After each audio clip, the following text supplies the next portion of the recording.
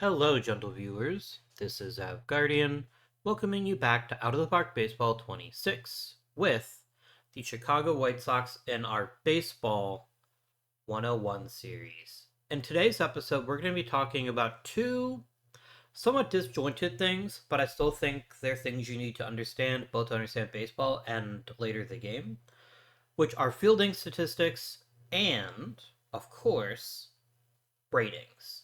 We've spent all this time talking about um, things that only apply to real life baseball and the game.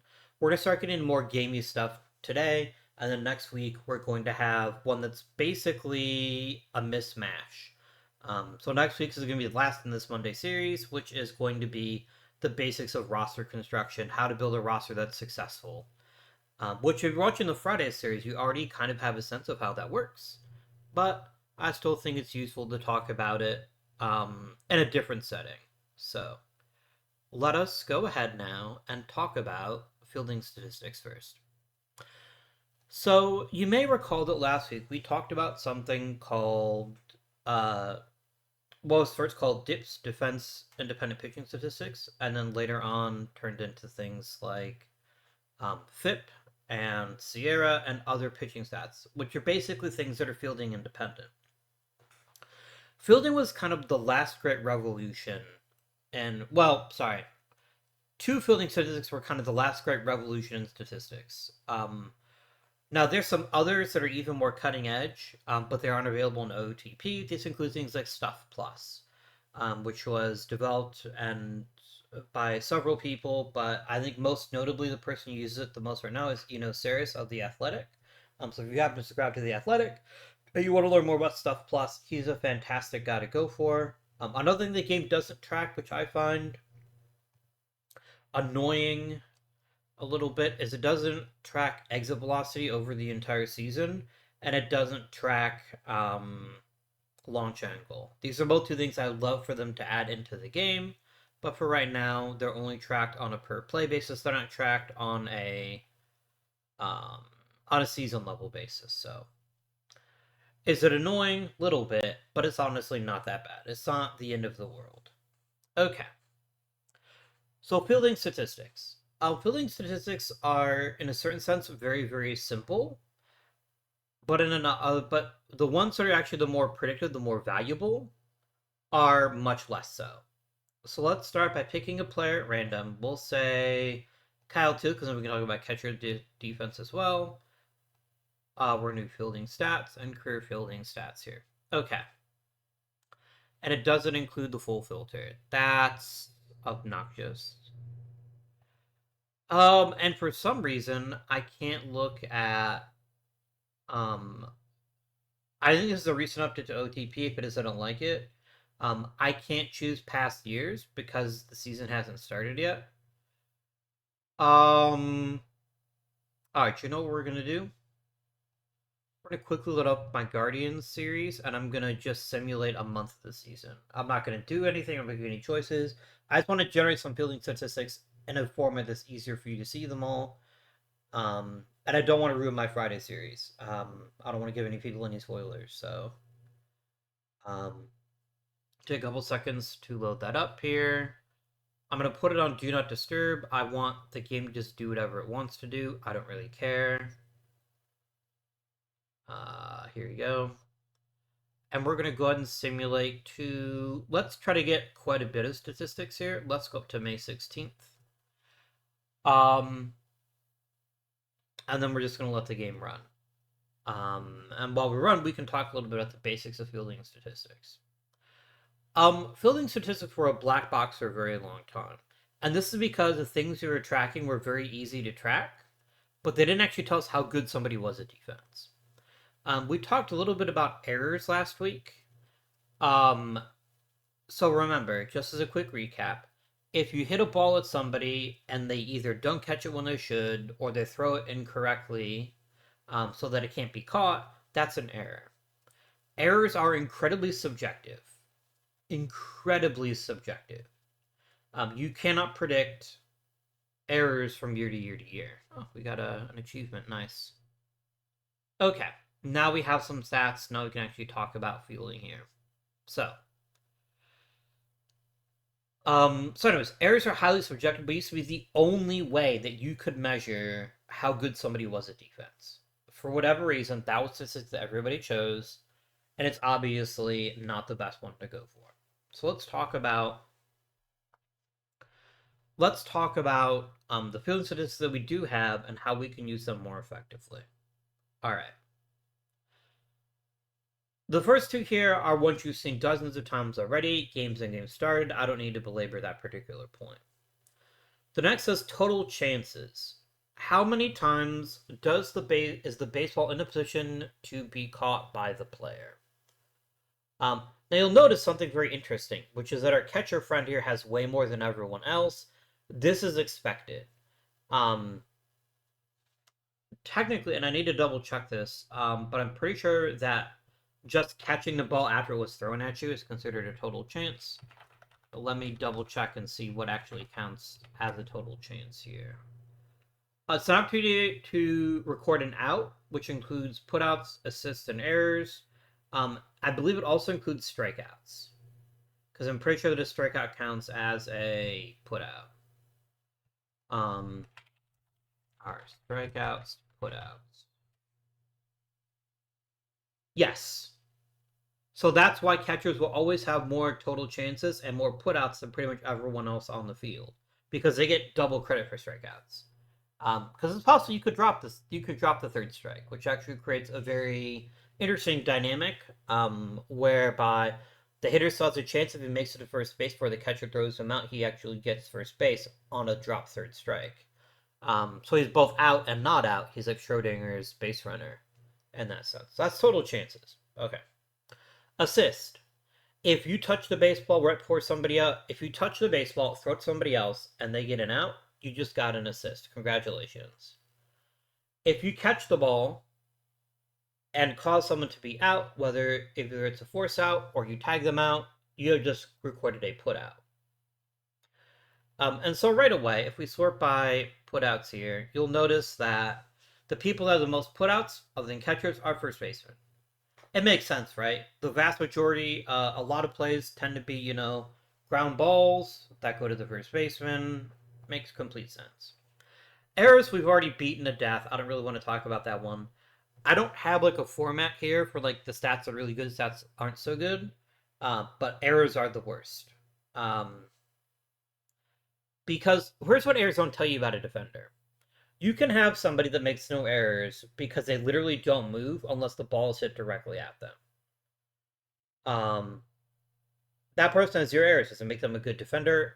Absolutely not. Sometimes an error is attributed to somebody because they go out of their way to make a brilliant play. And we should be celebrating that. We shouldn't be criticizing them for it. So, something to think about. Double plays we talked about earlier on. The person that gets the double play is, I believe, the one who initiates it. I believe that's how it starts. Gets credit for double play. Do not get who gets credit for DP. Don't put that into your search engine. You're gonna get a very different result.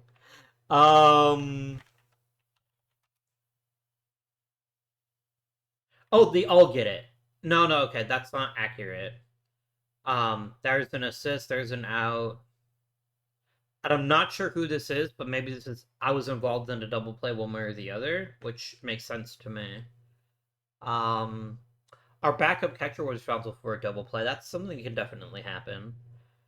For sure. TP is triple play. They're very rare in baseball. Very, very rare. That's where you get all three outs on a single play. There's even rules to stop easy triple play, something called the infield fly rule, which basically says there's less than two outs, and there are base runners. You're not allowed to intentionally drop the ball if it's hit to the infield so that you can get a triple play. That's not on. You can't do that. It is against the rules. All right, our first actual statistic is fielding percentage. This is very simple. You take the total chances that a player gets. You take the total number of plays made, subtracting errors, and then divide the two.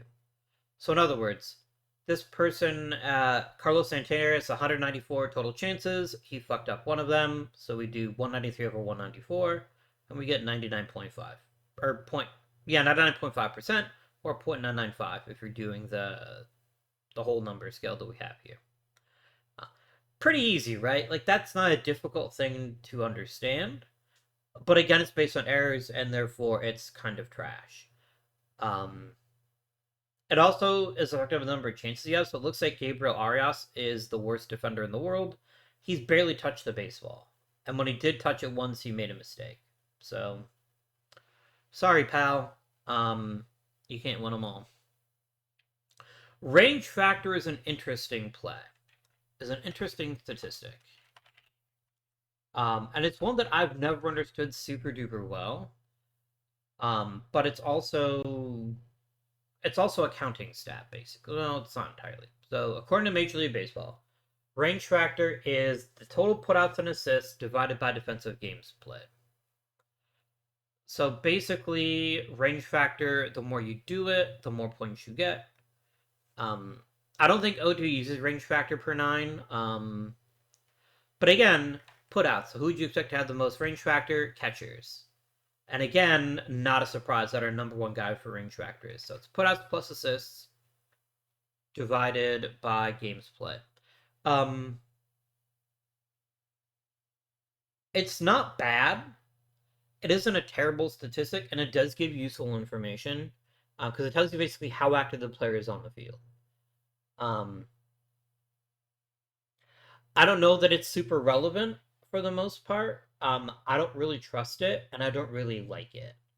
But it is a useful statistic if you're just trying to get a sense of who's touching the baseball the most. Yeah, so it's fine. It's one of these statistics I could probably do without, but for right now, it doesn't really bother me. We're gonna come back to ZR. ZR is a pretty important one. In fact, probably the best defensive statistic that we have. But I want to make sure the defensive efficiency is what I think it is, so we can talk about that first really quickly. So first of all, defensive efficiency is one of those things that a lot of people don't like. Because it is... What is the word that I'm trying to look at here? We really don't like it if you do it at the player level. It's much better at a team level. It's sometimes called DER, it's defense efficiency ratio, or defensive efficiency. And it is basically you're trying to figure out how often people are reaching by based on balls, because you don't want to give them credit for that. Like that's not a defense thing. Defense isn't involved in it. So higher defensive efficiency means you're converting balls into play into outs. So you basically take I'm trying to think of the best way to describe this. So basically, any event that a fielder can't control, we remove from the equation. This includes walks. This includes strikeouts. This includes being hit by a pitch. This includes you make a home run. Things of that nature. Then we have at the top we have hits allowed plus errors that are caused by the defense minus home runs because home runs count as hits. But again, don't involve the defense.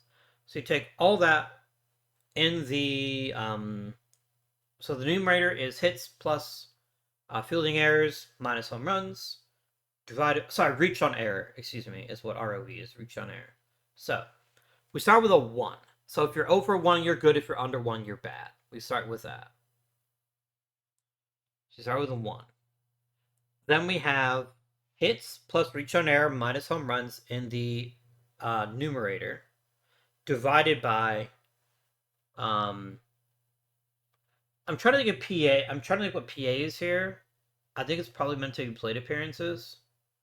So it'd be plate appearances minus walks, minus strikeouts, minus hit by pitch, minus home runs. So 1 minus that number is where we go. If that number is negative, which is very possible, then it can actually result in a really good team. It could result in a good efficiency rating. So This is telling us how productive somebody is. This tells us that Angel Martinez is maybe not such a good player. Kyle Manzardo, not such a great defensive first baseman, maybe. Efficiency is far more valuable at the team level. It tells you how good as a team you are at basically converting balls put into play into outs. Above 1 is good, under 1 is not so good. This would lead you to lead that Jose Ramirez is maybe a touch below average. That's not necessarily true, but it is a statistic. Okay. Let's go back. Let's talk about the most valuable fielding statistic in out of the park baseball. In real life, there's something called ultimate zone rating, which is even better. But we're going to talk about zone rating, which is ZR. Zone rating, it's not that it's complicated, but I think it requires a bit of understanding. So imagine a baseball player. Difficult, I know, but work with me here. Imagine a baseball player. Based on the position that they play, they're assigned a zone. If a ball is in your zone, you are expected to catch it or make a play on the ball. That is the essence of zone rating. There's a zone that you're expected to do. Like the bare minimum, if the ball is hit in this, I think it's a radius, I think it's a circle. I don't know if it's maybe some other sort of fancy polygon, but I think it's a circle. In any case, if you catch it within a certain number of feet, that's your job. You have to do that. That is required of you. And then you go out to other zones on the field, which is if the center fielder catches the ball in this place, that's outside their zone, and they get extra credit for that. Okay. So every time a ball is in the zone, they basically get a chance to try to catch it. Or make a play on the ball. You don't have to catch it and make an out. You just have to make a play on the ball.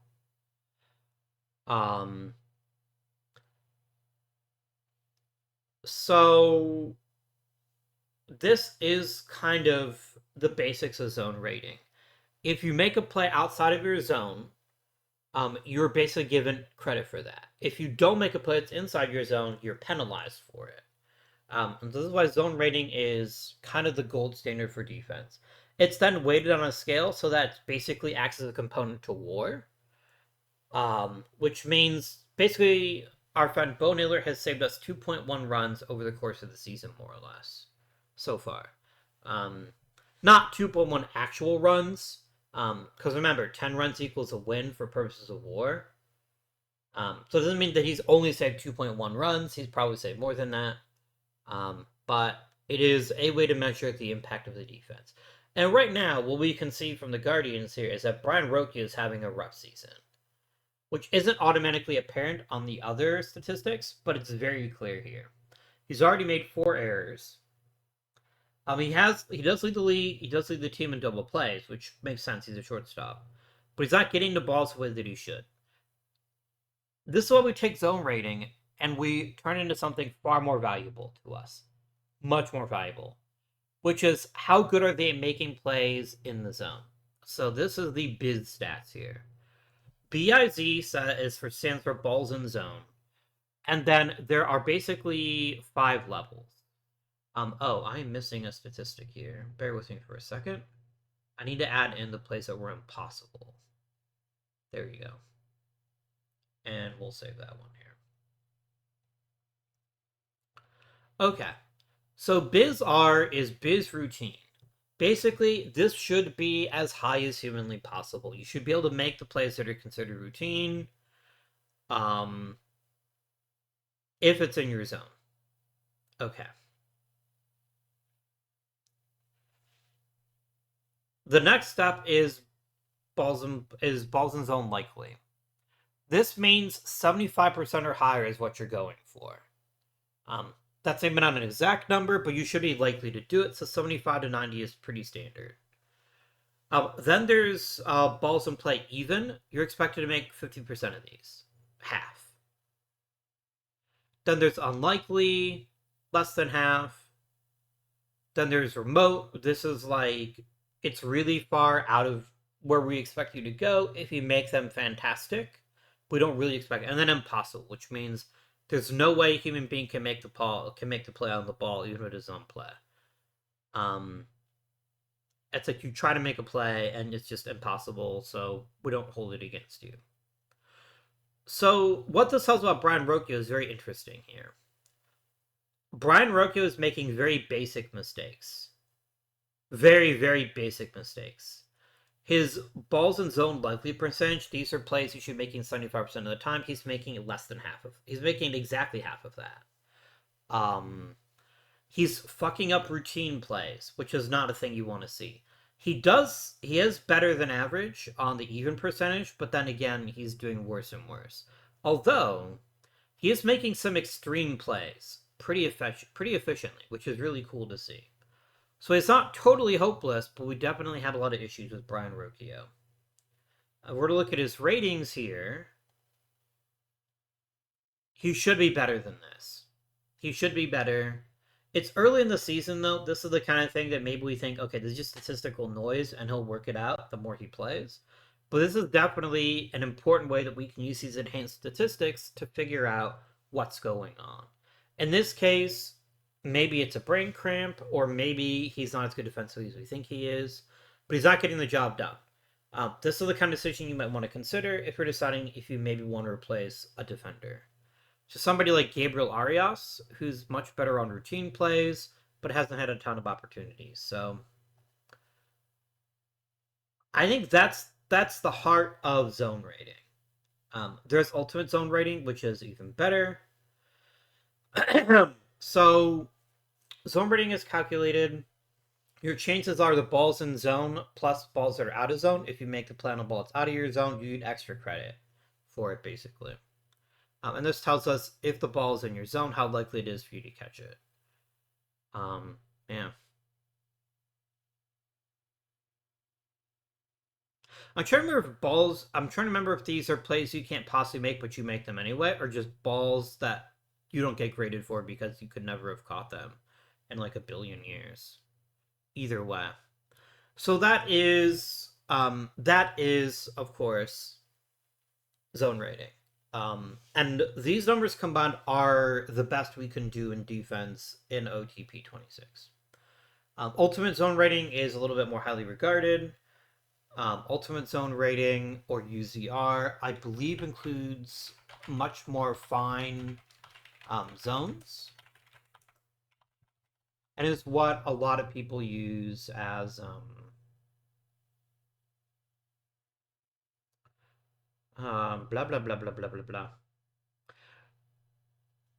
It offers a lot more context to ZR. So for example, it considers how good you are at saving runs as an outfielder. That's the arm statistic you see there at the far right. It sees above average how good you are at double plays. How good are you at getting the balls? These are called range runs. And then air runs, so you could more furious relative to people at your position. And this is all combined in ultimate zone rating. Which we don't have right now. We don't have that in OTP. I'm gonna do a quick Google search on this. UZR or ZR.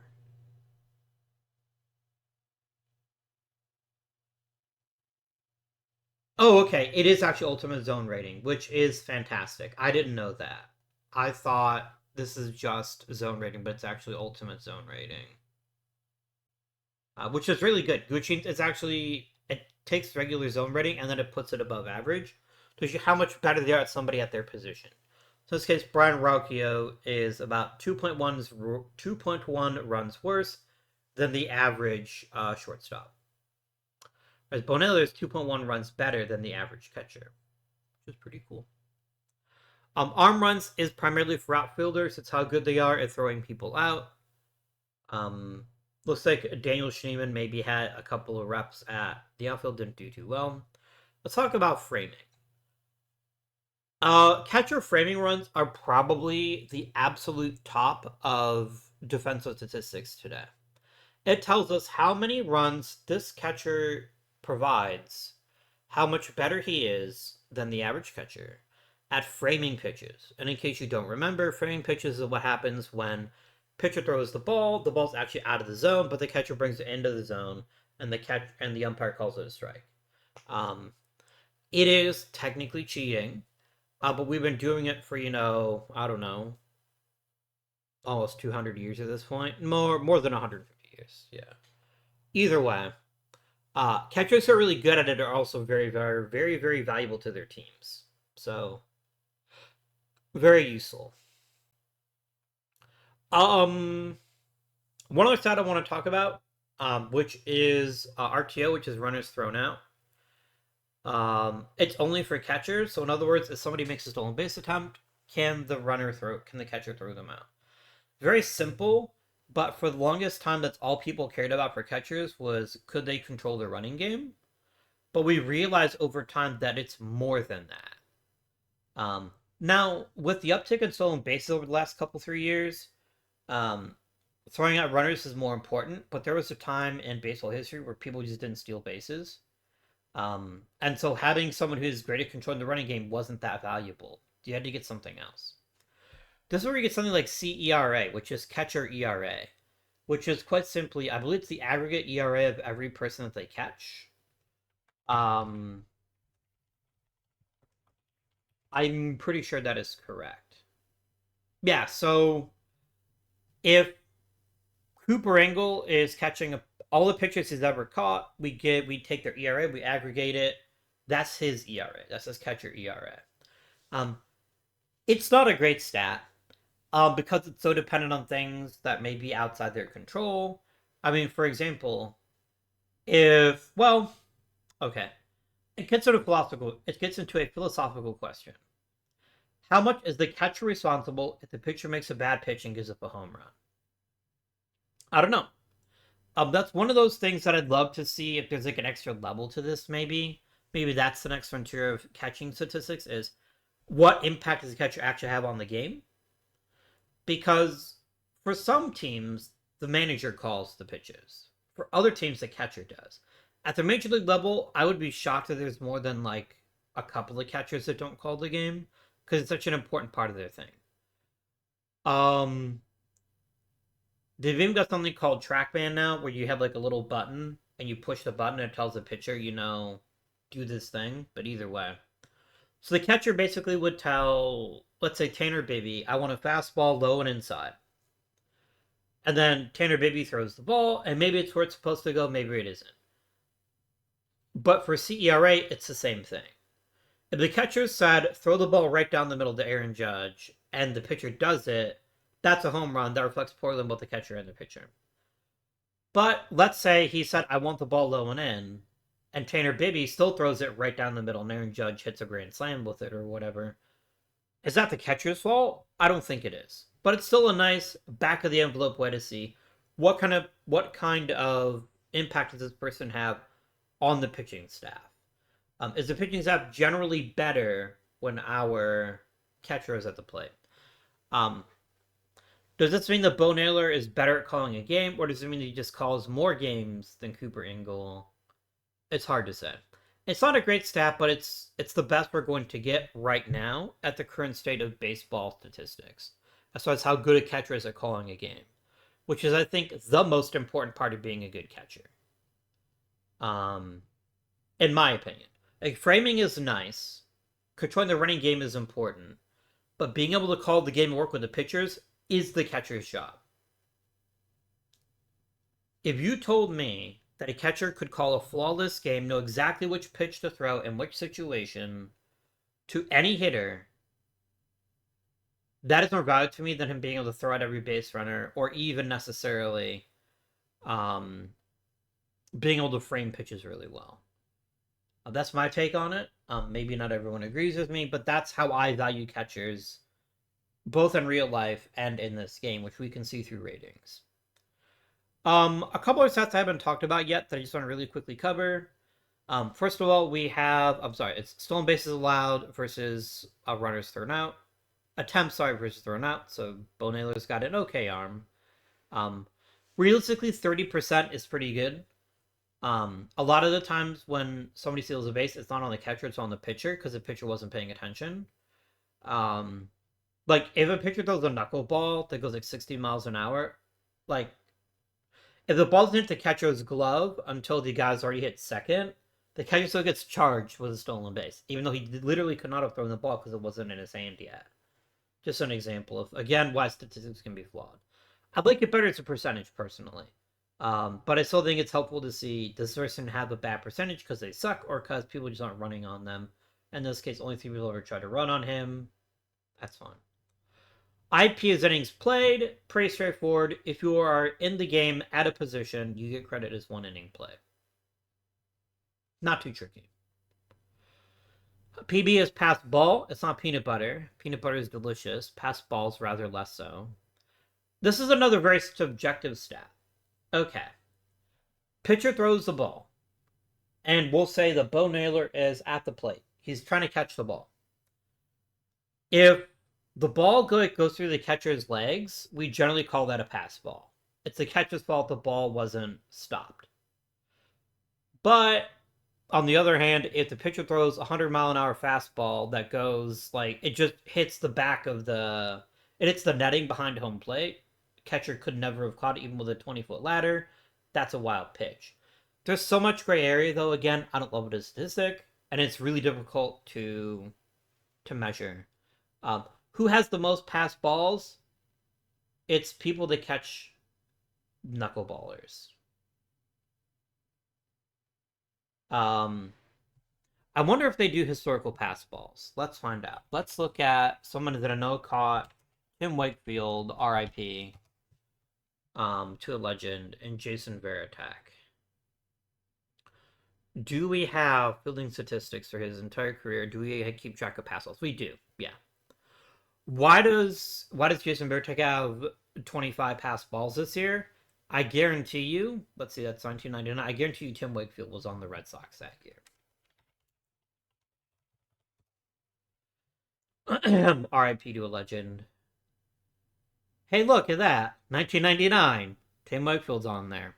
I find it really unfair to give a catcher a pass ball if he's trying to catch a knuckleballer, because the ball is so unpredictable. There's just no way in hell you're going to know where the ball's going to end up, and so it's really easy to get crossed up. It's really easy to think, oh, the ball's going this way, I should sit over here. Oh, wait a minute, it just went past me. Anyways. A lot of basketball is obviously bad, but you always need context with every other statistic. The most important thing to remember from fielding statistics is that zone rating is king. Zone rating is what gets figured into WAR, and is what makes it very, very important. Do they have the help thing here? They do. I want to see if I can confirm this in here. Oh, there's a wiki now. Okay. Alright. Glossary. No, they don't use ultimate zone. No, it says here it uses John Dewan's originally zone rating, so I think this isn't ultimate zone rating. But people on Reddit are saying that it is ultimate zone rating. I don't know that that's accurate, but maybe it is. I don't know. All it does matter though is zone rating is a thing, and we need to keep it in mind. And it's an important component of WAR. This is basically the best I tell somebody's really good defensively. Let's look at somebody like Ozzie Smith. I don't know if we keep historical zone rating, but I think they do. I think they keep all historical statistics. No, they don't. I'm lying to you. Sorry. Who's somebody that's more recent? I wonder if they do historical zone rating if they're actually a player in the major leagues. Let's look at someone like Stephen Kwan. Stephen Kwan is a really good left fielder. Really, really good. Do we have past statistics? We don't. It only keeps track of the current year. Lame, but understandable. Anyways. Oh, gross. We need to fix a couple things here really quick before we're talking about ratings. But that's fielding statistics. And it's really important to know how they work if you're going to understand how to judge a player's contributions to a club. So we're going to step out of the statistical realm. We're going to start talking about player ratings in Major League Baseball, and in this game in particular. I need to change a view setting. Some people like the stars. I despise them. This is not useful information to me. It is not the way to do things. You always want numbers. Numbers are important.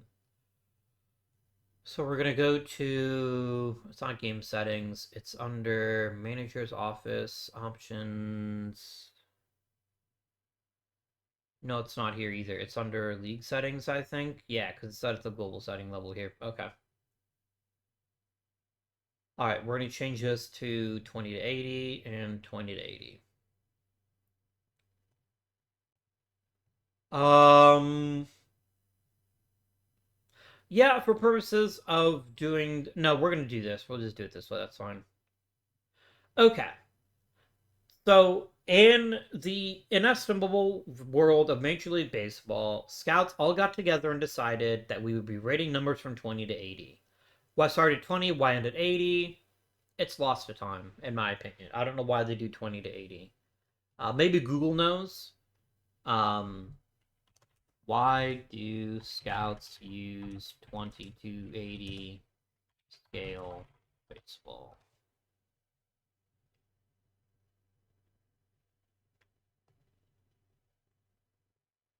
Oh, is there a nerdy math reason for it? Like it's based on standard deviations? Yeah, that's why.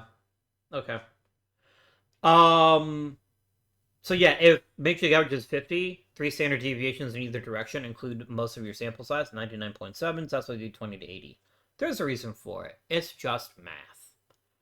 Okay, so 20 to 80.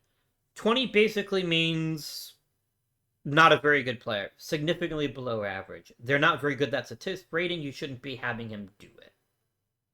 80, one of the best in the league. Somebody's really, really good at something. Let's pick a player at random. Oh, I don't know. Stephen Kwan.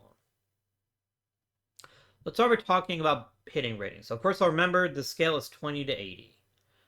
You can manually configure it in OOTP to do 1 to 100 for the ratings. So for example, here we see is at 80s for strikeouts. If I quickly pop into here, I change it to 1 to 100.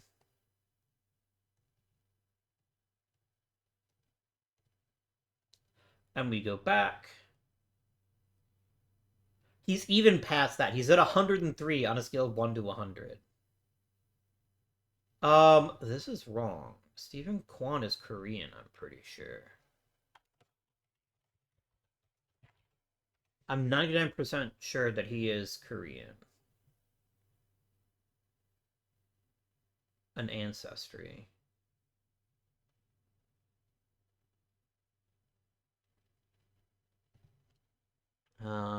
Unfortunately, he was born in the United States. Is Stephen Kwan Korean? Oh, he's of Chinese and Japanese descent. Well, I was wrong, so I'm a piece of shit. I beg your indulgence, Stephen Kwan, if you happen to be watching this video, which you probably aren't. Um, my apologies. I don't know why I always thought he was Korean, but he's not. Oops. Either way, let's talk about ratings before I say anything else that's incredibly stupid. So, the first thing to understand about ratings and out of the park baseball is scouting accuracy. Most of the time, you're going to play the game with scouting accuracy turned on, which means you have to trust your scout. Your scout's going to have the most complete information about a player. It's going to give you the best numbers.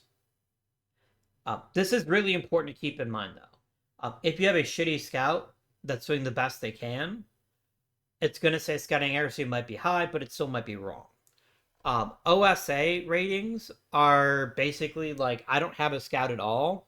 This is just like a comparison. Always trust your scout. As long as you have a quality scout, trust your scout. That's the best advice that I can give you.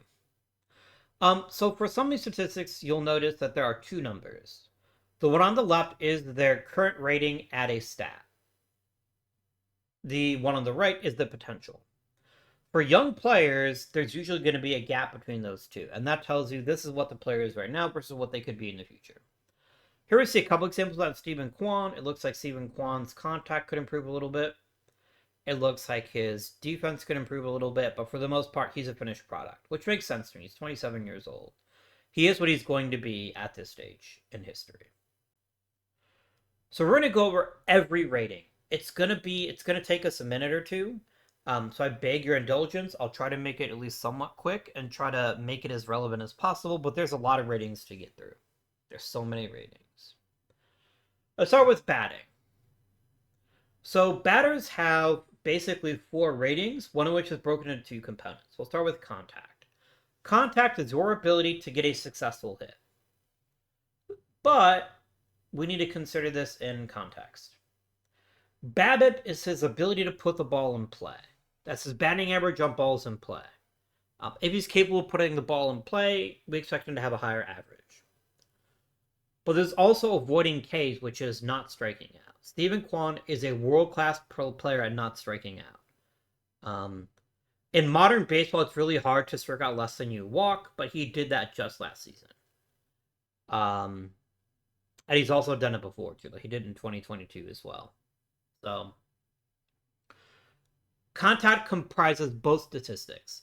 It's really important to make sure you have both of these turned on. There is a setting. I think it's under players. Well, it's not under players. It is under... Is it under here? Or is it under options? There's a setting you need to change to make sure you can see both of those things. If you don't see them, it'll make the game harder for you. And maybe that's something you want to do. Like, maybe you want the game to be harder for you. And if that's so, that's completely fine. Play the game the way that you want to play it, but it will make the game harder for you. It's not under rules, I don't think. I thought it was under players. It's under stats and AI? It was under AI settings. Not really. Curious. Is it a global setting? Sorry, guys. I'm wasting your valuable time looking for something. Just know that there's a way to turn it off and turn it on, and you should always have it on if you can. It should be the same place you actually turn the scouting on, I would think. Which is an option? No? Because you can turn scouting off. If you don't want to have to worry about scouting, you can even turn off player development. I think that's a global setting. Yeah, here it is. Yeah, use complete scouting system. There it is, show BABIP on player pages. That's it. That's the setting. We got it. We did it, gamers. Very important. While we're talking about ratings, I highly recommend having this box checked. If you uncheck it, it only compares the player to people in their same position, which can cause a lot of issues. Because if someone is the best third baseman in the league, but all third basemen in the league are trash, you're going to overrate that third baseman. So I always recommend having that particular setting checked. Let's get back to the heat of the meat. Let's go back and talk to Mr. Kwan. So, his overall contact ability is 76 out of 100, which is pretty good. You'll notice it's his teal color. That means he's basically above average at it. This is a good time to talk about statistics, something that scouts use as kind of a shorthand, which is somebody's either normal, minus, minus, minus, plus, or plus, plus. Basically, green is normal. Orange and yellow is... Orange is minus. Sorry, yellow is minus. Orange is minus, minus. Teal is plus, and blue is plus, plus. So, if you're ever watching a baseball broadcast and you hear somebody says, oh, that guy has a plus, plus arm, imagine that they're in the blue band here. Yeah. So that's contact. How good is this player at hitting the ball for a successful outcome? Not getting out, essentially. Gap power. Let's look at a baseball stadium really quickly here. Let's see. Team settings here. Come on, give me the ballpark. Here we go. Okay. So, hitters are generally classed into 3 categories. 1 second. In out of the park baseball, the first kind of hitter is a pull hitter. Pull hitters always try to pull the ball to the shortest possible distance in the outfield. So the player happens to hit left-handed, he stands in this box. He's going to pull the ball in this direction. That's pulling the ball. There's players that have the opposite field tendency, so lefty that likes to hit the ball to left field. These players are pretty rare, but they do exist. Then there's spray hitters who hit the ball all over the place. There's also normal hitters, which there aren't very many of, but those are the three tendencies: pull, opposite field, or spray, which is hit it wherever. So most players are going to want to try to hit the ball in this general area, but there's also something called the gap. The gap is between second and short, or shortstop and third, and between left and center and right. These are the gaps. Gap power usually doesn't result in home runs because gap power is usually to the deepest part of the field, but it usually results in doubles. So a player that has a lot of gap power is going to hit more doubles and slightly more triples. All that is to say, we don't expect a ton of doubles from Steven Kwan. We're probably not being fair to him because his statistical record suggests he actually is pretty good hitting doubles. But gap power is what we're talking about here. It means he's likely to hit doubles. Raw power is mostly all about home runs. Power is, can you hit the ball over the fence? And this tracks. Like, Steven Kwan has traditionally not been a great home run hitter. Last year he had 14 home runs, which is actually pretty decent. But his ratings suggest, no, he was maybe unusually lucky last year. We shouldn't expect him to do it again this year. Which is whatever. Batting eye. If you've watched me play these games for any length of time, I always talk about batting eye. Batting eye is your ability to draw a walk, but also to be selective. You can... It's both things. It has to be both things. So your batting eye tells you, this is the type of pitch that is coming to me. It's going to be a strike or it's not. Therefore, I should swing. Or therefore, I should not swing. Steven Kwan has a really good batting eye. He does draw plenty of walks, and he generally knows when he should hold off a pitch or when he should not hold off a pitch. It's a plus skill for him, not plus, but it is plus. Sorry, it's not plus. It's above normal, basically. I think the cutoff is 65 or 70 to get into the teal band. But he's pretty good at it. He's not a bad player at it. And his on-base percentages tend to support that. He's usually very, very good at drawing walks. He's got good enough contact that he is basically an on-base machine, which is what you want to see in a Major League Baseball player. So based on these combination of ratings, I predict that Steven Kwan's going to hit a lot of singles, some doubles, a handful of home runs, but he's also going to get on base at a good clip, and his statistics tend to bear that out. Okay.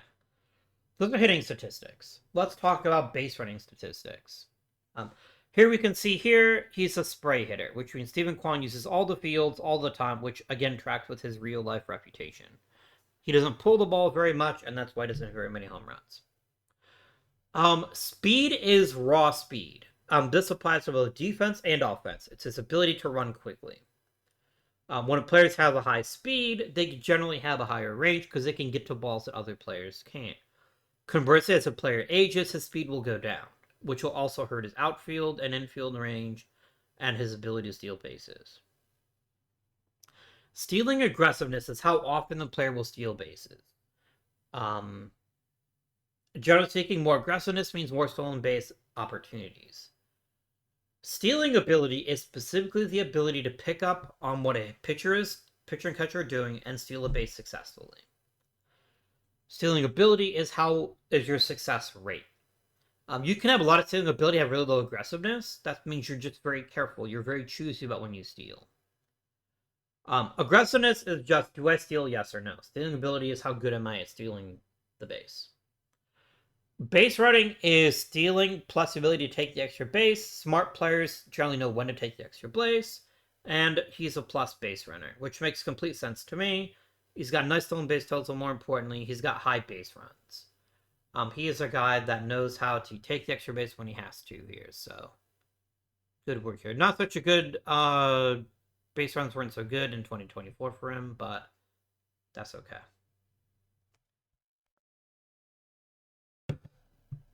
So those are the base running ratings. We also have sacrifice, bunt, and bunt for a hit.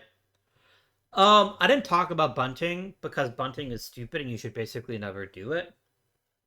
But sacrifice bunting happens when you take the ball and instead of putting both hands on the handle, you put one hand near the barrel of the bat and you push the ball push the bat at the ball as it comes across the plate. The goal is to deaden the ball, so basically lands right in front of the catcher, or ideally, 5 to 10 feet in front of the third baseman, maybe. Something like that. The idea is you move the runner that's on first to second or second to third, but you are out. That's why it's a sacrifice bunt. You are out. Outs are the most precious thing in baseball. Don't give them up. You only get 27 of them. Unless it's extra innings, but you know what I mean. Sacrifice bunting is useful in a very, very, very, very, very small percentage of situations. And over time, players are bunting less, which is actually what they should be doing. Yeah. Like, if it's really late in the game, maybe you're only up by a run, maybe the game is tied, you're struggling to put together runs, maybe sacrifice bunt makes sense then. But a guy who's on a base machine like Steven Kwan shouldn't be bunting, basically. Unless he can bunt for a hit. This is really difficult. Bunting for a hit is something that just you don't have any control over. If you've ever played pool before and you're not very good at pool, when you hit the ball, it's kind of hard to predict where it's going to go. Same general type of principle. It depends on the field. It depends on where the base runners are. Bunting for a hit is really hard. And it's a skill that's so specialized that few people know how to do it well. And the ones that do are generally also really good at hitting, so they don't do it very often. One player used to do it somewhat frequently was Ichiro.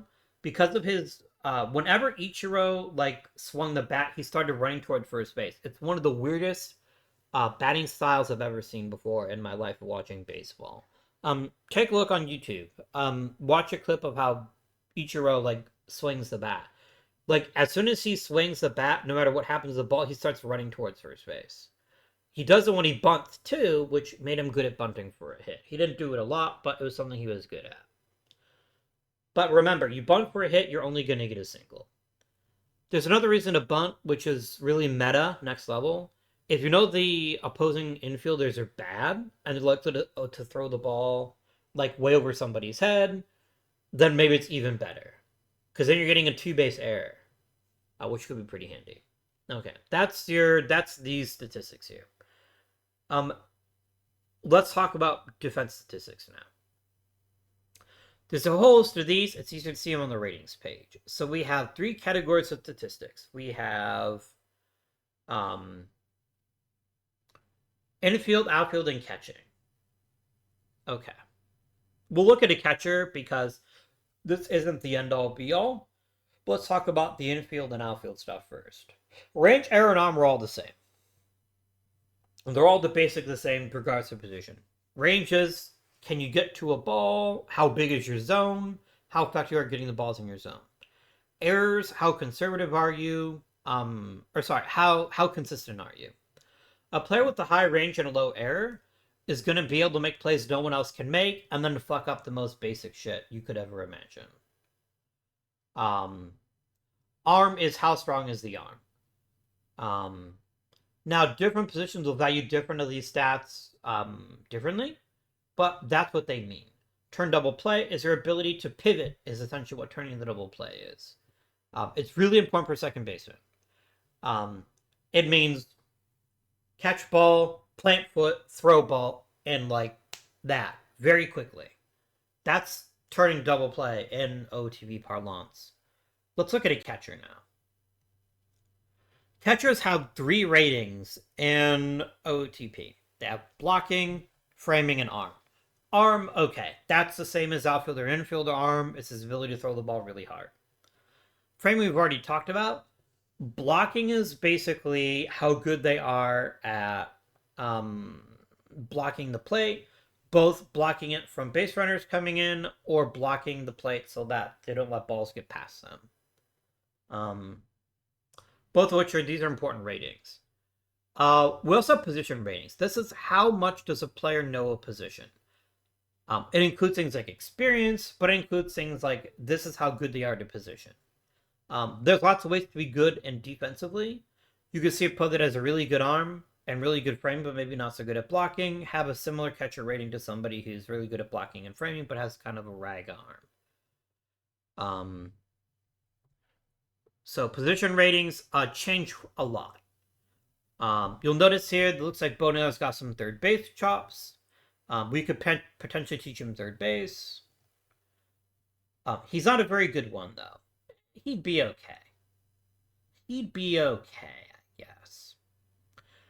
So let's take a moment and talk about which ratings you should value at which positions, because I think this is an important consideration rather than just looking at raw ratings. Let's turn. Let's start with an outfield. Let's start with Stephen Kwan. Generally speaking, center fielders need lots of range and lots of error. If they've got a great arm, awesome. But if they don't, that's okay. It's fine. We can survive that. That is a thing we can handle. A corner outfielder maybe doesn't need as much range, but you want them to have a better arm. And that's why Stephen Kwan is a very good corner outfielder, but not so good as center because the range isn't very good. By contrast, a Tyler Freeman has much better range, so he's a much better center fielder than he would be a corner outfielder. Now, you'll notice something interesting here. You don't see left field or right field for Tyler Freeman. It just means he's never played those positions before. We could probably easily put him in a corner if we wanted to, and we wouldn't suffer very much. Knowing the defensive spectrum helps. If you know a harder position, you can generally pick up an easier position without too much hassle. So, let's look at one of our infielders. Let's look at Brian Rocchio. So for shortstops, the most important thing is range and air, but you also want a pretty good arm because shortstops make pretty long throws with some frequency. You want them to be good at everything, basically. Whereas Brian Rocchio short, it's his arm strength. I would personally like better arm strength out of a shortstop than this. It's not absolutely critical. Being able to make the diving stop is more important, but it's really helpful, and it's probably why his shortstop skill isn't as good as it could be. But he also really is good at the pivot, which is really important for shortstops. For second baseman, I much value turning double plays over the other ratings, although you want them to be good at everything.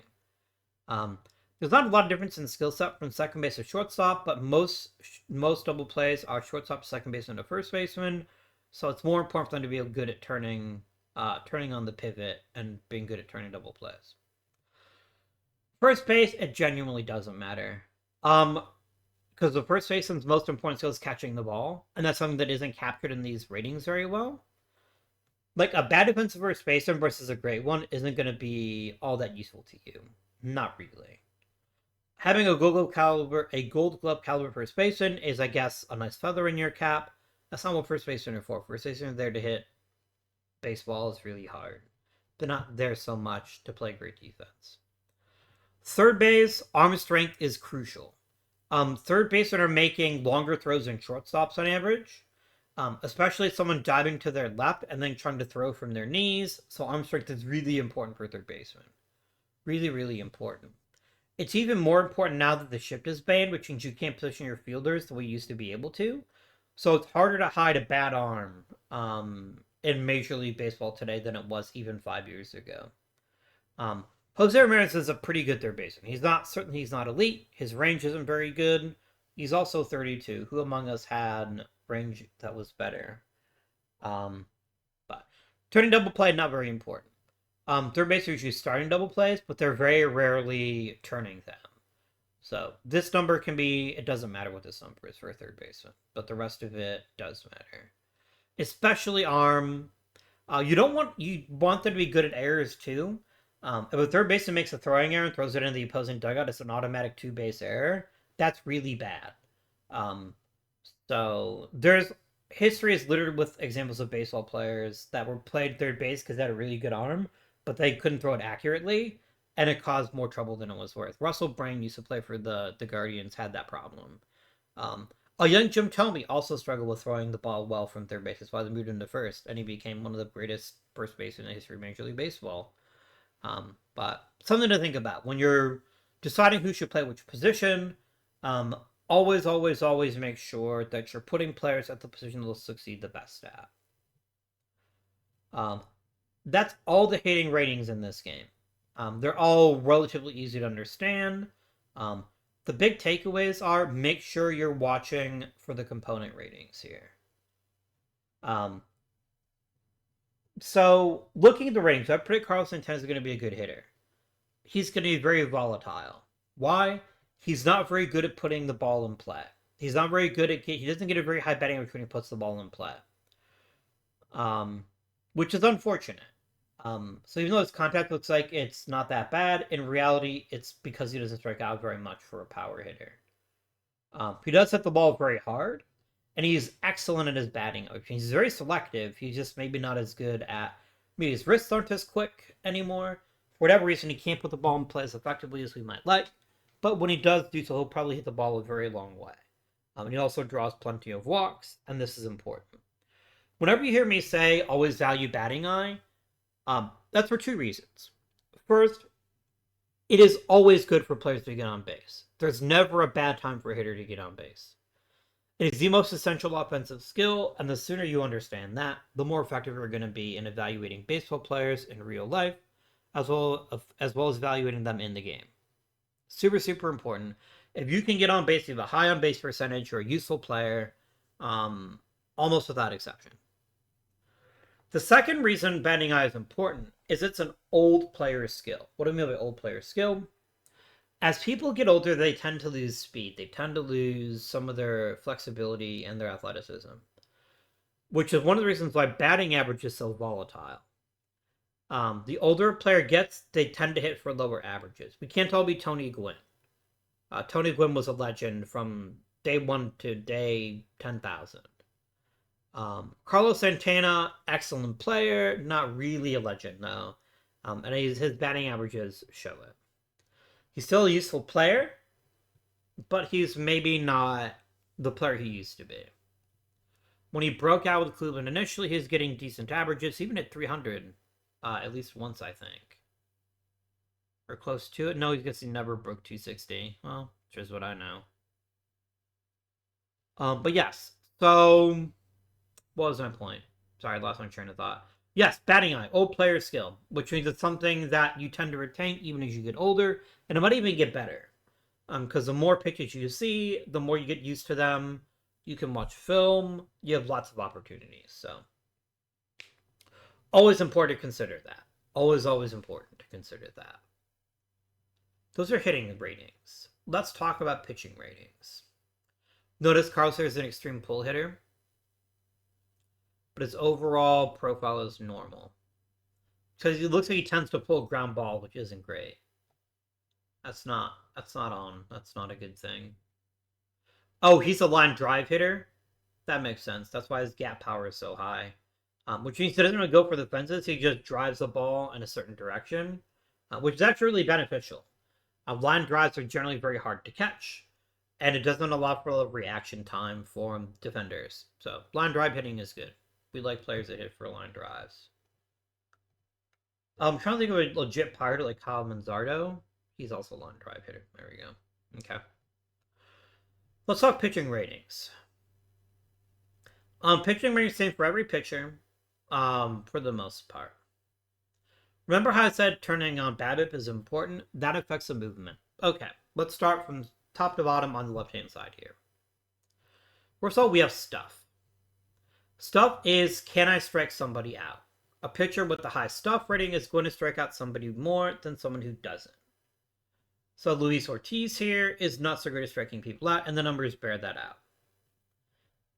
Okay. Movement is how much of your pitches move, i.e., can you reduce hard contact?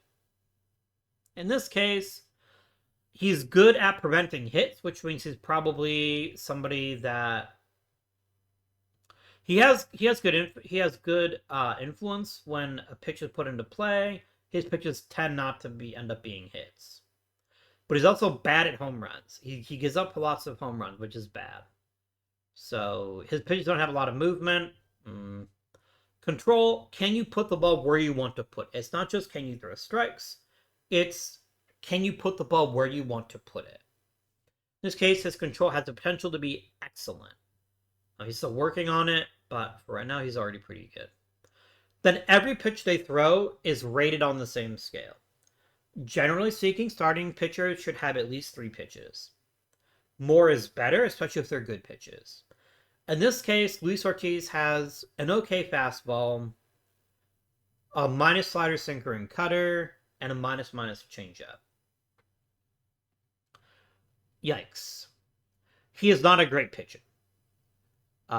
His stamina is okay, which means, he can go deeper into games. And he's not very good at holding base runners, which means he's not very good at picking hitters off, which makes sense. Like, that's maybe not his job. Also to consider is someone's ground ball fly ball tendency. In this case, he goes for fly balls, which makes sense. Velocity, he throws a ball. This is where his sitting velocity, not his max velocity. We'll look at a younger pitcher. Somebody like Slade Ciccone here. Nope, his velocity is maxed out as well. Oh, maybe we need to find a prospect.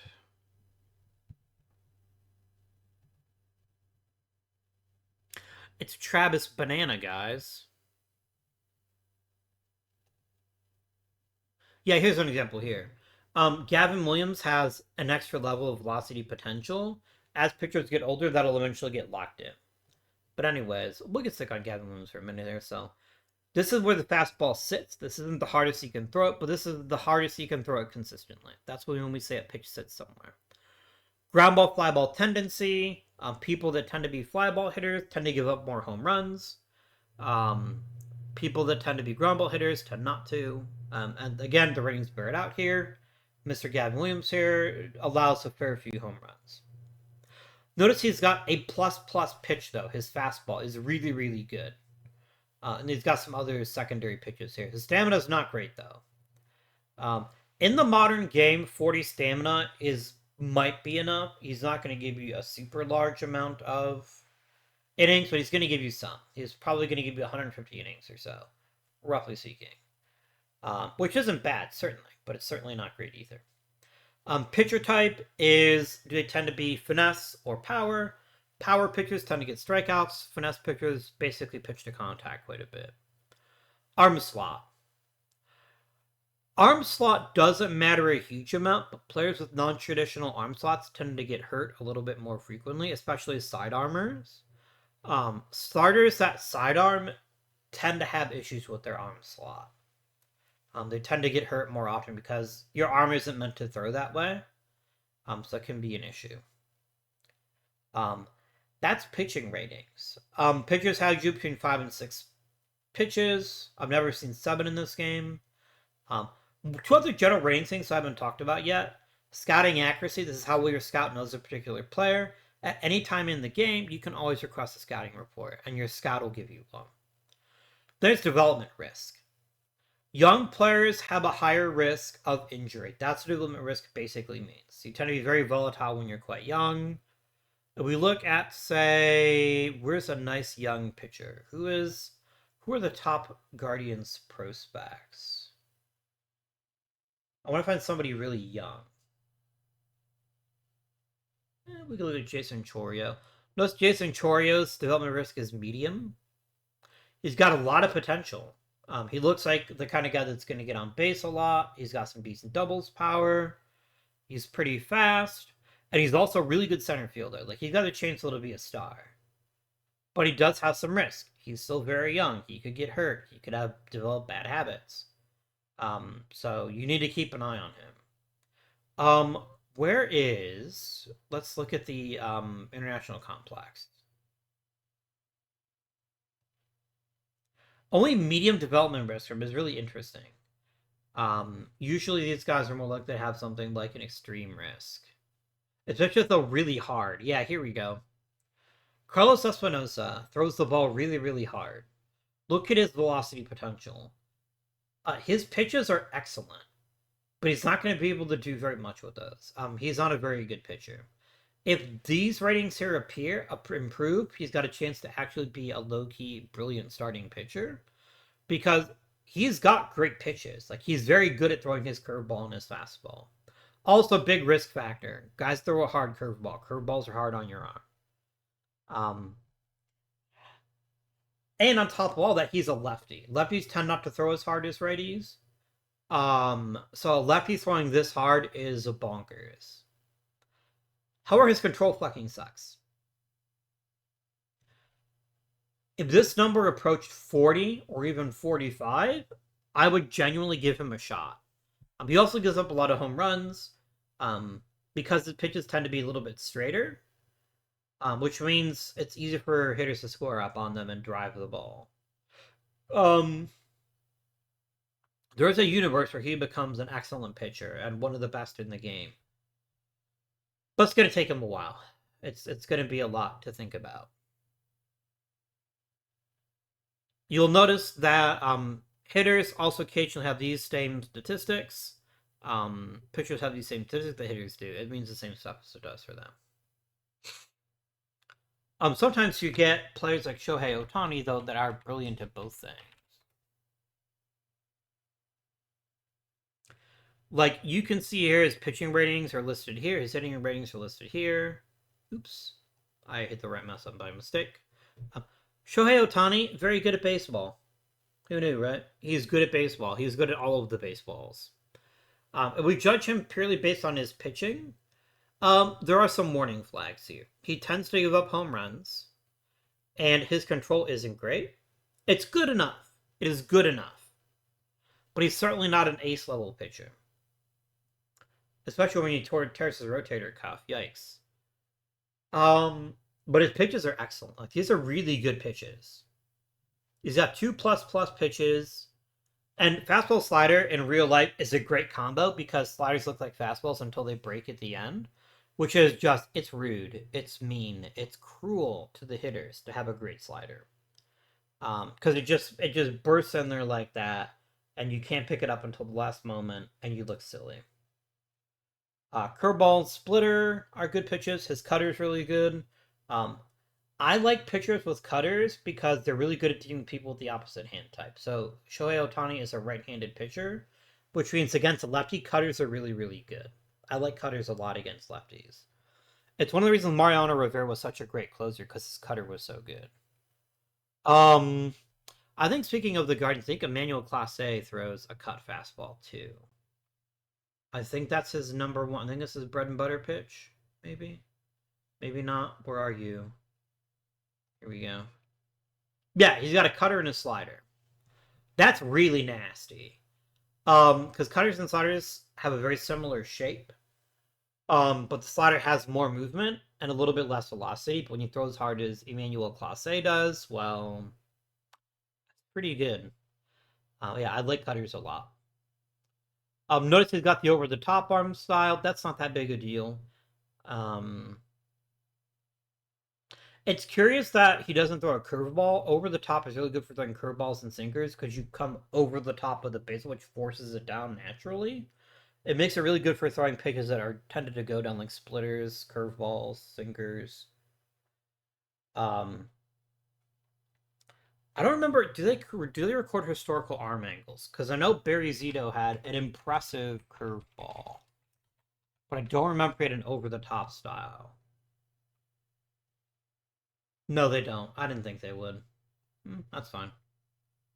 But yeah, Barry Zito and Mark Mulder had really good curveballs, especially with Zito.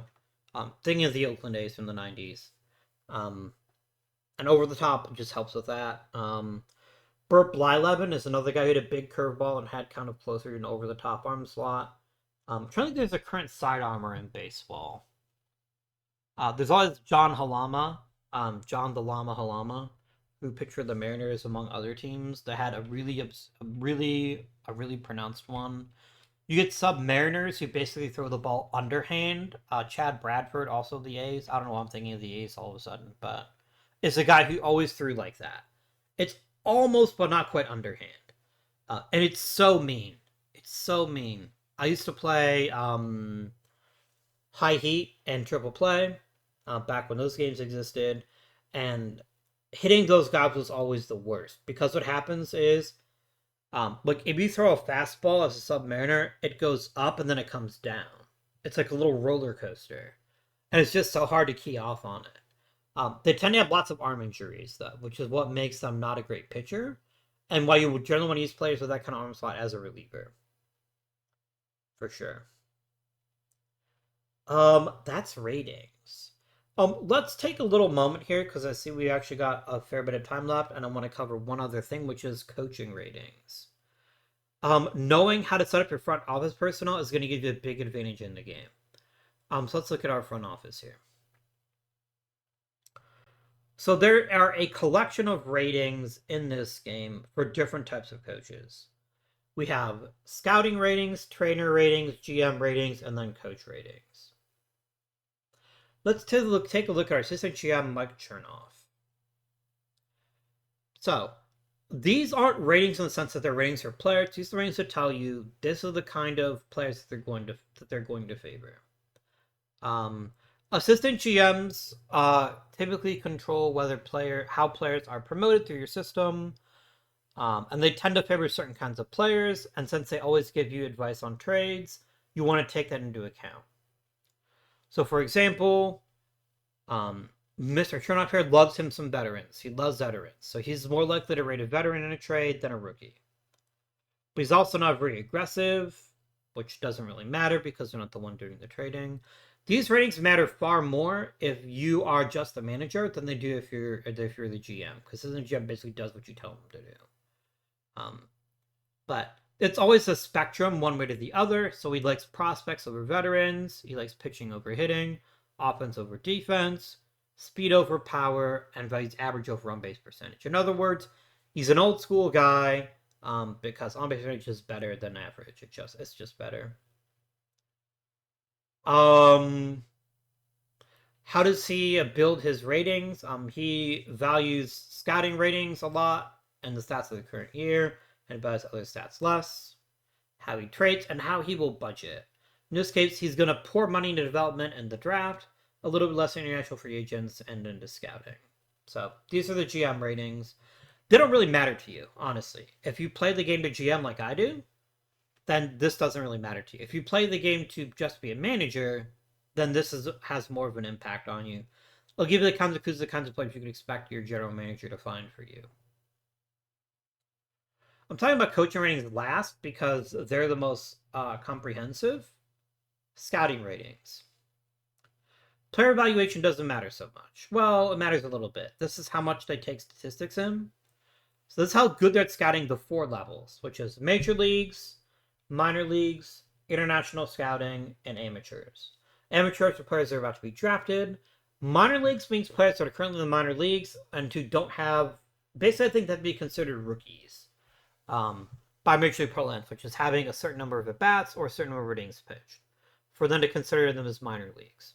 Like, I don't think you can put a veteran in the minor leagues and he'll scout them better. I don't think it works that way. Maybe it does. If you know that it does, please correct me, but I don't think it works like that. I think it's more like how much experience they have. Like, are they at the minor league level, they're prospects that haven't played much, or at the major league level, they have experience in the major leagues. I think is how it works. The most important thing to know for scouts, beyond the ratings here, is their preference. 3 choices: neutral, ability, and tools, with variations of favor and highly favor and ability and tools. What are tools? You may have heard people on TV describe players as 5 tool players. These are position players. The 5 tools are hitting for contact, hitting for power, defense, base running, and drawing walks, batting eye, essentially. Those are the 5 tools. Scouts like players that are toolsy are players that have a very, very high ceiling. They tend to like the things that are going to make them great 3 years from now. Ability is how good are they right now. And having the right scouting director for the stage and your development that you are is so crucial. Being able to find those high floor players is really valuable because if you're a team that's well established, you're looking for players that'll take you over the hump.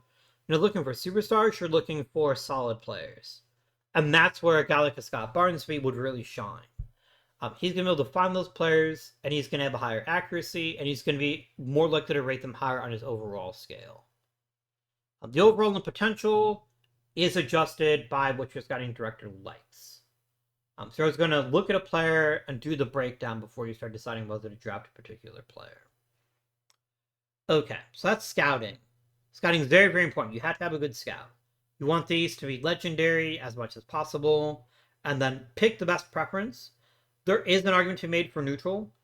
There's definitely an argument to be made that you just want the best players you can get, and you don't really care whether they're going to be great now or great in 3 years. But usually you want to skew one way or the other based on your current ratings. However, don't overestimate this. Just because this guy's great at finding ability doesn't mean he can't find toolsy players. Just because someone's great at finding tools doesn't mean they can't find players to build. They're just better at it. Team trainer. Trainers have focus of either prevention or team trainers have a focus of one of 3 areas: prevention, recovery, or balance. Prevention is no injuries in the first place. Recovery is fixing injuries that have already happened. And balance is well balanced. He's actually a pretty good trainer. And it tells you the kinds of injuries that they're really good at treating or preventing. Some injuries matter more than others. Arm injuries are really important for pitchers, a lesser degree for hitters, but they still matter for hitters. Leg injuries are really important for both hitters and pitchers. One of the things I like to do every once in a while, because a lot of people think that pitchers mostly throw off of their arms. Actually, it's mostly throw off of their legs. If you try to do an actual pitching motion, I like to repeat Roger Clemens's because it's a pretty basic one that lots of people like to use. When you plant your foot, you will feel stress go all the way from your toes, basically up to your butt, because your legs are taking most of the impact when you're throwing the ball hard. So don't underestimate that. That's really important. Don't underestimate how important legs are for pitchers. Arms are obviously more important because if your arm is like blown out, you can't pitch, period. But legs are where you get your power from. So that's going to affect velocity and other things like that. Back injuries are bad for everybody, including, humble YouTubers recording videos as we speak. But they're really bad for hitters. Hitters need good back control so they can drive the ball. If they have like an injury to their torso where they can't twist very well, they have big issues. But then others, everything that is an arm, leg, or back, and fatigue recovery is how quickly they're ready to play again. All pretty understandable. This is actually pretty rare. Most turners tend to be wildly pivoted in one direction or another. And you'll want to think about your team strategy to choose the best trainer for you. Coaching. So, coaching matters for a few things. Let's start from the right and work our way to the left. Managing attributes. If this person is managing a game, this is what they will tend to do. This is the strategy that they favor. Roster strategy. These are the players they tend to play. So in this case, Craig Albornoz likes some veterans. If given the choice between roughly equal players, he will pick the one that is a veteran over the one that is a prospect. He will pick a power hitter over a good base runner. He'll pick an average hitter over an on-base percentage guy. That's generally speaking how the AI works. The AI is going to favor certain players. Not saying they'll pick it in every turn. They're not going to play a 20 overall over an 80 overall just because the 20 overall happens to be a prospect. They're not stupid. But that is how they judge things. Notice he really trusts the scouts. He trusts stats a little bit less. Something else that's also involved in how they value players. If you're the manager, this doesn't matter a whole lot because you're the one making the strategy. You're the one deciding who plays where. You can also click the sample lineup and get a sense of how he would put a lineup together. Lane Thomas is not the best leadoff hitter. Steven Kwan is. I get why, though. If he's more of a traditional manager, which he is, he's conventional. Conventional wisdom tells you you put speed at the top of your lineup. What matters most is on-base ability. Not long ago, when the Guardians had Carlos Santana back when he was a lot younger, they actually made him the leadoff hitter for a while. He's slow as fuck, but he's really good at getting on base and helped him score a lot of runs. On-base percentage is key for leadoff guys. Base running not so much. But more old-school managers are going to lean in that direction. They're going to say speed is what matters at the top of the lineup, not on-base percentage, and they're wrong. This is how they treat specific situations. These are all pretty self-explanatory. Openers are a new development in baseball history. This is where you basically use, instead of a starter that's expected to go 5 or 6 innings, you use an opener expected to go 2 or 3. I use a bullpen for the rest of the game. It's a way to keep more pitchers. It's a way to keep your starters fresh, but it's not as good. If you have a great starter, you're going to use a starter. Obviously, openers are generally used because you want to get people some extra work in the bullpen or something to that effect. But hook is how quickly they pull out a pitcher. In this case, he's a little quick with relievers. If the reliever seems to be struggling, he'll pull him out a lot faster than somebody who's more than average. So this is good to know if you're just GMing a game and you want to make sure you pick a manager that fits your ideas of how the game should be done. You can always force strategy if you want, but sometimes they'll just tell you to go fuck yourself, which is, not ideal. There's also another area here, which will be which coaches will let you hire, but that only appears that they're actually a manager. In this case, since it's a bench coach, it doesn't show up. Am I manager and GM, or am I just... No, I'm manager and GM. If we look at, say, the Rockies and look at their front office, does it list it there? Maybe. Yeah, it doesn't list it here. That's... Oh, here's some other interesting tendencies here. He likes to use the pitcher eighth. He likes a strong second hitter. That's new. I didn't realize that they had that. That's cool. Looks like some people have additional statistics that are more interesting. He doesn't have that, which is fine. Now let's go. So we've covered the right here. We've covered this one here. Now let's talk about this stuff here. Reputation is meant to be a general, this is how good they are at their job. Reputation tends to go up over time. I don't rate it very highly, personally. I don't think reputation is as important as their other abilities. That's just my take on it. But I don't necessarily rate it very highly. Now, your owner wants someone with a good reputation, but for me, it's not as important. Relationships. This is important. This is how well they get along with certain players, which is going to affect how quickly they get developed. So Daniel Schneeman's going to benefit more from the steady-handed Craig Albornoz than Bo Naylor.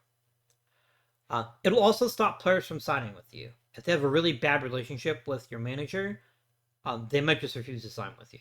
They might even do it for a batting coach, a bench coach, a hitting coach, or a pitching coach. So something to keep in mind as well. If someone has a bad relationship with one of your players, you might not be able to re-sign them. Because there's just too much clash of personalities. Speaking of personalities, every front office person has a distinct personality. There are 6, I think. There's normal, personable, temperamental, easygoing, controlling. Is that it? Maybe there's only 5. Normal, personable, easygoing, controlling, and temperamental. Yeah, I think there's just 5. For every coach, it'll tell you who they'd like to work with. In this case, he likes people that are normal. He doesn't like people that are temperamental. This involves your complete chemistry as a front office. We click front office here. Oh, is it turned off in this game? It might be turned off in this game. Or is it, no, it's under staff rules, sorry. So here, everyone gets along well. That means we get the most out of our players, which is good. You can tell from here. The biggest issue here is actually Scott Barnsby. He gets along really poorly with 3 of our managers, but he's such a good scout. Maybe you let that go. Maybe you don't. If we get rid of some personable guys, I think we can improve the cohesion even more. But as it is, it's not something that's worth worrying about. Okay. He's not a hitting coach or a pitching coach who doesn't have a focus there. He's only a manager / bench coach. Development, mechanics, and aging. Development is how quickly you get potential into overall. Mechanics is how quickly you make drastic improvements to potential. And aging is how well you are at slowing down the aging process so that hitters can play for longer. Those are the big 3 for coaches, and they're really important to understand. This guy is not a great coach because his bench abilities are so poor. I would probably replace him with a better bench coach if this were my team. If I was actually running the game, this is what I would do. I'd probably fire him or replace him with a better manager. Teach hitting, teach pitching. The hitting coaches and pitching coaches affect the players the most. then the AI manager, and then the various bench coaches, including bench coach, first base, and third base. Um, so him being bad at teaching pitching, not such a big deal. As long as you have a great pitching coach, that's all that matters. There's 4 ratings here for teaching in-game running, catching, infield, and outfield. So there's your staff roles. You can only pick your first base coach, your bench coach, and your third base coach, and you can't have any one of them do more than 2. So you have to want to juggle that out. Another reason why I would probably fire Craig Albornoz if this or 2 months running. He's good at a lot of things. He's not great at any of them. We could probably get away with that. Um, in-game running only really matters for managers. It's how good are they at controlling running? How good are they at knowing when to tell people to run? Also important for base coaches too. But it's like, I know when to send this runner. I know when to hold the runner up so he doesn't get thrown out of the plate. One last thing to talk about is player personalities. Player personalities are an underrated aspect of the game that can also be massively overrated. So let's look at personality ratings first. Let's look at a guy like Kyle Menz. Oh, we don't have that turned on here. Let me quickly fix that. It's under global settings.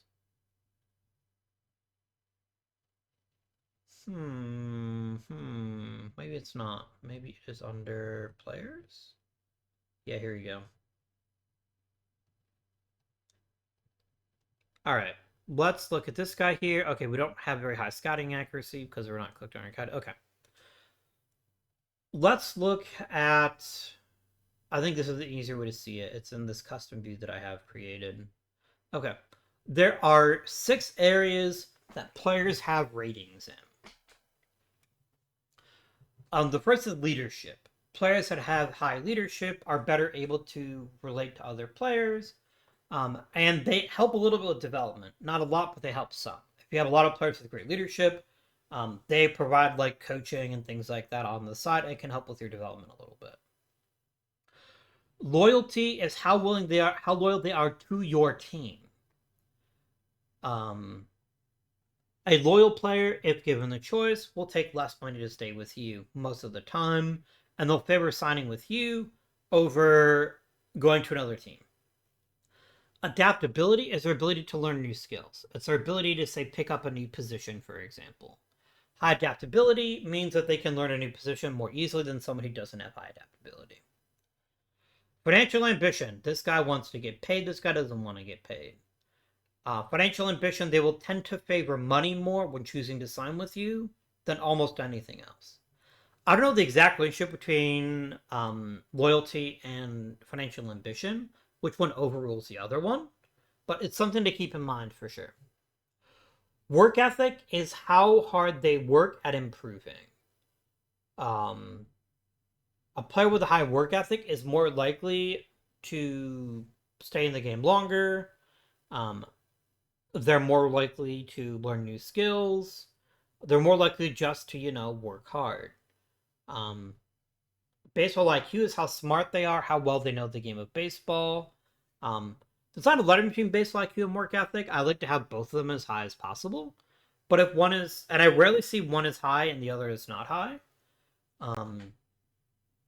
Baseball IQ affects the mental stats more. Work ethic affects the physical stats more. Like, you're going to have an easier time developing batting eye if you have a high IQ than if you have a high work ethic. Well, work ethic certainly doesn't hurt. You can't say, like, lift weights to get better at picking up pitches. You have to do the work. You have to understand how players work. You have to be able to sit there and catch pitches quickly. You have to do all sorts of things. Then there's personality rules. Some of which are good, some of which are bad. It's easier to see all these from the team chemistry screen, which I all of a sudden cannot find. Here we go. Here's a general vibe check of your players. Looks like everyone's mostly okay. David Fry's kind of grumpy. Why are you grumpy, David Fry? Oh, because you're hurt, probably. That's a good reason to be grumpy. I don't blame you. There are captains. Most teams need a captain. It's pretty rare that you can get away with not having a captain. Leaders supplement the captain. You can have multiple captains, you can have multiple leaders. They have basically the same roles. Spark plugs and pranksters keep the club loose. It's good to have both of them. It'll tend to give people more cohesion and higher chemistry. Disruptive players are disruptive, selfish, and unmotivated players are all bad. Those are all bad categories. Outspoken isn't the worst, but it is considered to be a more negative statistic. Um, like if we just cut Jacob Junis just for the fun of it, I don't think it would affect the team very much. Like let's see if we got an email for cutting him. Yeah, doesn't really matter. On the other hand, it might matter an awful lot if the guy's disruptive or selfish. Getting rid of them can actually improve your team's cohesion. Um, our cohesion is actually pretty good. Chemistry is pretty decent. Our record is pretty solid, and these things all contribute to having things. People also build up more chemistry over time, so the longer you keep a team together, generally speaking, the happier they're going to be. And then people are either happy, really happy, bummed out, angry, things like that. You want to see what it looks like to make a player angry? Let's find somebody whose free agent contract is coming up. Lane Thomas, here you go. Watch how quickly you can piss him off. I will pay you $1 for 1 year. Sorry, I got out from league minimum, so watch. He's really happy right now. Now he's a little bit annoyed. Let's try it again. 740,000. 750,000. We'll put $10,000. Wow, he's a lot nicer than I thought. Like he's not getting angry at all. Do you have like high loyalty or something? Like I'm giving him deliberately insulting offers. He's not getting very mad at me. That's funny.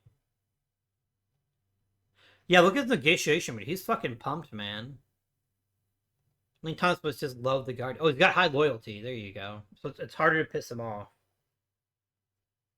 What about John Means? Yeah, John Means will probably sign again for the minor league minimum without getting too cranky with me. We're also winning. That helps a lot. That affects someone's morale quite a bit. Um, yeah. We went through a lot this video. However, I think you're going to see how it works when we apply this to next week's video, which is going to be how to build a roster and put everything that we've learned together. So what I'm going to do is I'm going to go ahead and sim to the end of the year.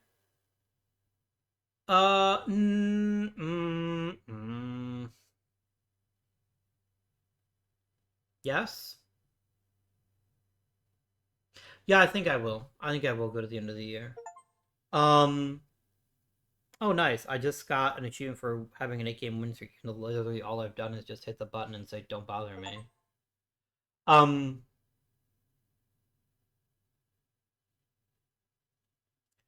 So yeah, that'll be next week's video. We're going to talk about roster construction, how to evaluate players, what to target in free agency, and how to spend your money effectively. Um. That's kind of the natural ending point of this series. Then after that, I think we probably play a little bit of Civilization 7. I think it's going to come back to the channel. I'm really excited to play it and show it off to you guys. Spoiler, it's really good. The people that don't like Civ 7 tend to be people that are very parochial. They tend to be very, oh, Civ 5 was the best Civ game. It'll never get better than that, which I respect.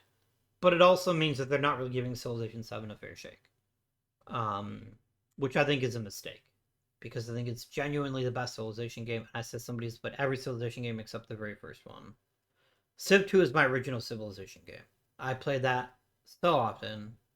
But yeah. So we will see, my friends. We'll probably play a couple games of that maybe, and then see where things are looking, and if there's any good ideas for another OOTP series maybe. We could crank out. We could play with the honk ball. Could play some honk ball with the Dutch baseball league. That might be fun. I'm sorry, just like saying honk ball. I'm sorry. I won't apologize for that beyond what I've already done. I'm a Midwesterner, so I apologize a lot. You'll have to forgive me for that. That reminds me, I was watching Schitt's Creek with my wife the other day. Um, and one of the characters on Schitt's Creek, if you haven't seen it, her name is Alexis, but we have an Echo Dot, which is of course Alexa, and she always gets the name wrong. Um, so during this one scene, she's like, "Alexa, you're a stupid idiot," and the Echo Dot got really sad and really mad at us. Oh damn, we're getting a bunch of achievements for not doing anything. That's pretty cool. So I just thought that was funny. That was a funny moment. I felt like I had to apologize to the Echo Dot for being mean to her. Like, sorry, we meant to say Alexis and not Alexa. But yeah, so this is what we're gonna do next episode. We're gonna do some roster construction, help evaluate players, at least the way that I do things. Um, and yeah, I went through a lot in this episode. If you guys have any questions, please post them in the comments. I'm more than happy to answer them at the beginning of the next video. It looks like the Orioles are going to win the World Series in 2025, so head to Vegas right now. Uh, I'm joking. Don't put all your money on it. That would be catastrophically stupid. Don't be that dumb. Or be that dumb. I don't know. It's your money, not mine. I can't stop you. So yeah. As always, thank you very much for watching. If you haven't already, consider liking, subscribing, comment with any questions you have or anything that you'd like us to discuss in a future video. But until next time, this has been Guardian. Thank you for watching, and I bid you good day.